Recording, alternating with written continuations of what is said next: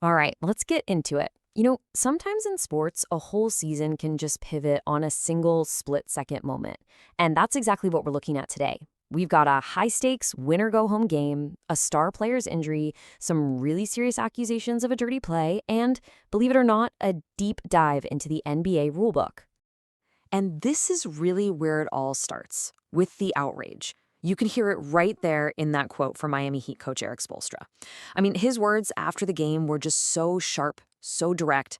They totally set the tone for this whole debate, which, trust me, went way beyond just the final score.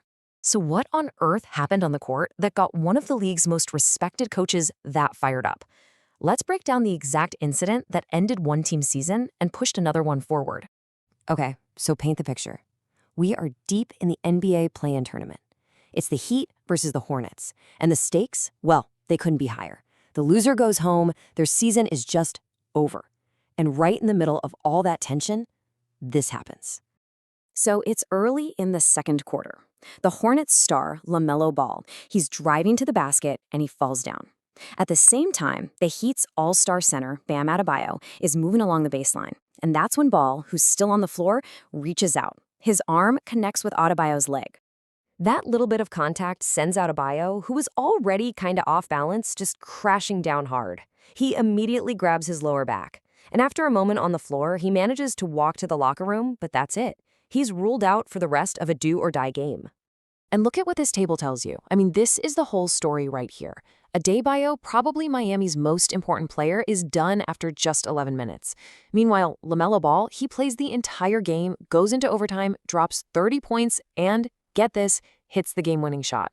You take one star out of the equation, and the whole game just flips on its head. So this all boils down to one huge question. Intent. Was this a calculated, dangerous trip, like Coach Spoelstra said, or was it something else? As you can imagine, the two sides had very, very different stories. On one hand, you've got a very serious accusation, a deliberate, dirty play that just doesn't belong in basketball. But on the other hand, you've got an apology, with Ball saying, hey, I wasn't in my right mind, I had just taken a shot to the head right before that. And here's Ball talking to reporters right after the game, after he was the hero. He addressed it head on. He apologized. He gave his explanation, saying he was disoriented. But, for the Heat and their fans, the damage was already done. But here's where it gets even more interesting. Forget about intent for a second. There's this whole other question that left a lot of people just scratching their heads.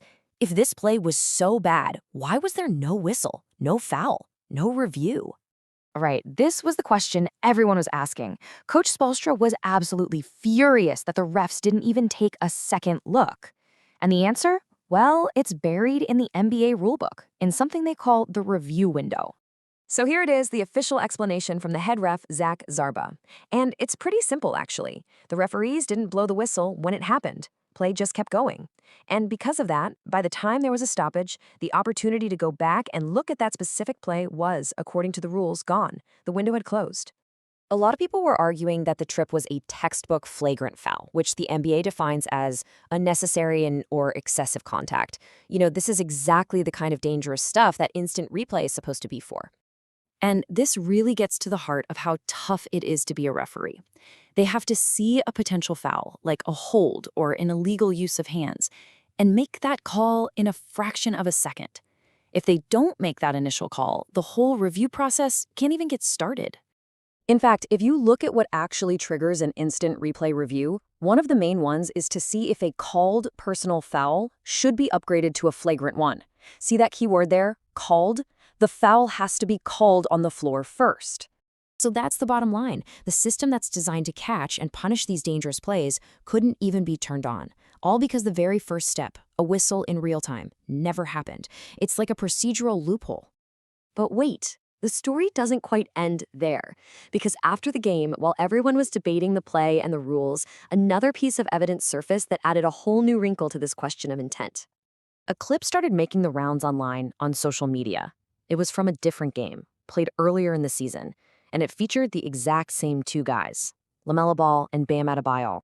And in this other video, Ball, who was again on the floor, appeared to grab at Adebayo's leg as he ran past. So naturally, people online started saying, hey, wait a minute, this isn't a one-time thing. It looks like a pattern. And while that whole debate was raging on, the result of the game was set in stone. With Adebayo in the locker room, LaMelo Ball hits the game winner. The Hornets win by just 1 point in overtime, and the Heat season ends in a fog of injury, controversy, and just total frustration. So it really leaves us with this fascinating question, doesn't it? When something like this happens, who's really responsible? Is it the player for the action itself? The refs for missing the call in that split second? Or is it the system for having a rule that stops them from going back to fix a mistake? It's a perfect storm of human error, intent, and the letter of the law, where the fallout can decide an entire season.